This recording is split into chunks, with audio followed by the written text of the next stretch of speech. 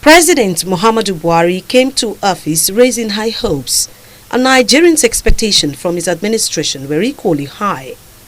But shortly after his assumption of office, the challenges he inherited were enormous.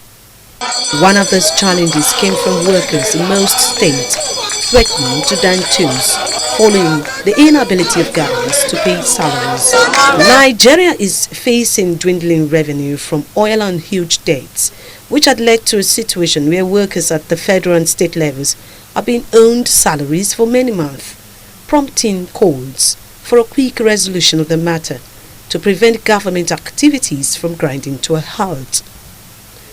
At his maiden meeting with the governors held inside the council chambers of the presidential villa, President Buhari did not mince words when he ruled out the option of bailout for states, but employed the governors to look inwards and generate funds to meet financial demands. With state workers and some of the federal workers not even being paid their salaries is such a disgrace for Nigeria.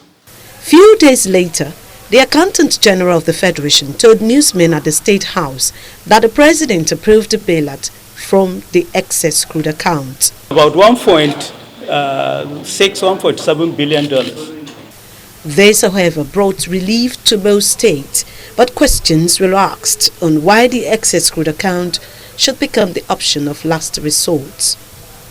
Contrary to the belief that the bailout fund was sourced from the excess crude account, the Permanent Secretary, Federal Ministry of Finance, Anastasia Daniel Wokobia, and the media aide to the President, Femi Adesina, described the initial report as incorrect, clarifying that the ECA balance was intact. To many members of the governing party APC, the President's action is a right step in the right direction. Money had come under the last president. It would have gone the same way as the previous years. But the opposition fired back, faulting the wisdom behind the bailout. Federation account are supposed to be shared among the 3 tiers of government, and monies that are supposed to go there must go there. It has given the impression that state can mismanage the finances, the economy, or the fund of their state and run to the federal government.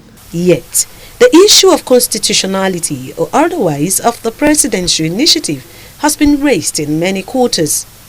A scrutiny of the 1999 Constitution as amended, particularly Section 164, seems to provide a direction to answer this question, and I quote, "The Federation may make grants to a state to supplement the revenue of that state in such sum and subject to such terms and conditions as may be prescribed by the National Assembly."